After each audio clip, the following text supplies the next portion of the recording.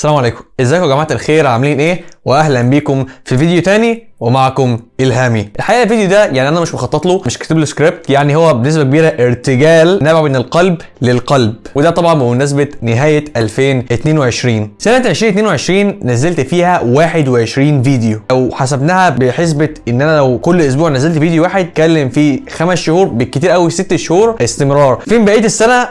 مفيش. نص السنه ما فيهاش فيديوهات خالص. ما تعرفش بقى هو كسل، قله تفاعل مثلا على الفيديوهات، ولكن دي طبعا مش حاجه المفروض الواحد يستمر رغم عن كل الظروف. ولكن كان هدف صراحه السنه دي ان انا ابدا انزل فيديوهات اتعلم فيها بشكل عام صناعه المحتوى، اتعلم فيها شويه عن الاضاءه، اتعلم فيها شويه عن الصوت، تصوير والمونتاج. من الاخر كده كانت سنه التخبيط، الواحد كان بيخبط فيها بيتعلم فيها. وانت لو ركزت كده هتلاقي احنا طالعين بنفس الهدوم اللي طلعنا فيها في اول فيديو في السنه، بس طبعا ايه في اختلافات شويه. لو ركزت كده هتلاقي النضاره مختلفه، المكان اللي انا فيه مختلف، الخلفيه قريبه مختلفه، بس احنا ممكن نعمل حاجه. طبعا احنا كده خدنا شكل اول فيديو عملناه في اول السنه بنفس النضاره ونفس الهدوم وكل حاجه، ولكن اعتقد اسلوب الاضاءه والحاجات اللي ورايا بقى والدنيا كده اعتقد يعني في اختلاف شويه. نرجع بقى للوقت الحالي. تمام. في سنه 2022 الحقيقه انا اتعلمت شويه حاجات في صناعه المحتوى، يعني زي طورنا شويه في التصوير وطورنا اكتر في المونتاج ومثلا توزيع الاضاءه، ونحط حاجات ورانا مثلا في الباك جراوند او الخلفيه. وانا متاكد كويس ان انت لو قارنت بين اول فيديو عملناه في السنه والفيديو اللي انت شايفه دلوقتي اعتقد في فرق ملحوظ. يعني اهم حاجه يبقى مريح لعينك انت كمشاهد. وفي سنه 2023 ان شاء الله يعني هنطور من المحتوى سواء من المعدات او من الافكار، هنتعلم طبعا حاجات اكتر واكتر ان شاء الله. هشارك معاكم ده عشان الكل يستفيد. طيب دلوقتي هنتكلم عن السلبيات سنه 2022. اول سلبيه معانا بصراحه انا للاسف ما كنتش مستمر. يعني انا كنت بنزل مثلا الشهر فيديوهين وبقيت الشهر انام. بمعنى اصح نزلت 21 فيديو على مدار 6 شهور، وبقيت السنه ما كنتش بنزل خالص. ليه؟ مش عارف، دلع الواحد محطم من قله التفاعل. للاسف ما كنتش مستمر في 2022. تاني سلبيه للاسف ما كنتش بحاكي الترند. بمعنى مثلا الترند بيتكلم مثلا عن حاجه معينه، انا اسيب بقى الحاجه دي اللي الناس كلها بتدور عليها واروح اعمل فيديو تاني خالص، حاجه بص كده من دماغي. يعني انا جه في دماغي والله انا هعمل فيديو عن موضوع معين، سيب الترند واعمل الحاجه دي. فيمكن دي من اكبر المشاكل او العيوب اللي انا كنت بعملها في 2022. خلينا نبدا نتكلم في اهداف سنه 2023. اول هدف انا حابب ان انا يعني انفذه في 2023 ان انا صراحه استمر بمعدل مثلا فيديو واحد كل اسبوع. ده اضعف الايمان، اقل حاجه. ولا مثلا لو في ترند ولا حاجه ممكن فيديوهين في الاسبوع، ولكن بشكل عام فيديو واحد كل اسبوع ان شاء الله ده اللي هنعمله باذن الله. فالفكره كلها ان الاستمراريه اهم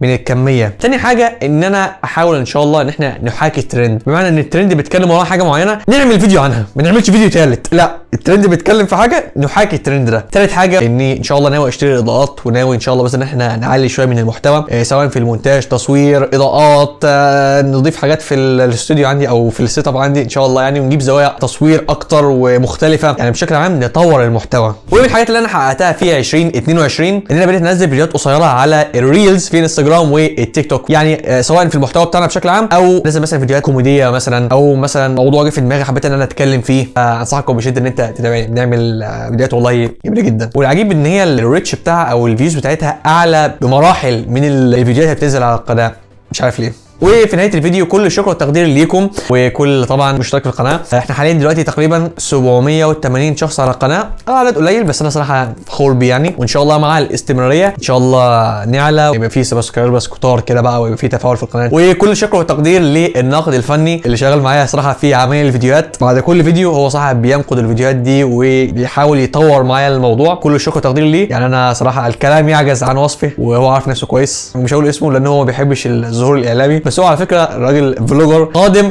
وبقوه. فكل الشكر والتقدير ليه لان هو صراحه ساهم في تطوير المحتوى ده بشكل كبير. دلوقتي هسيبكم في فيديو بسيط بيوثق ل 21 فيديو اللي احنا عملناهم في سنه 2022 والتطور البسيط اللي حصل. وكان معكم الهامي واشوفكم في فيديو تاني.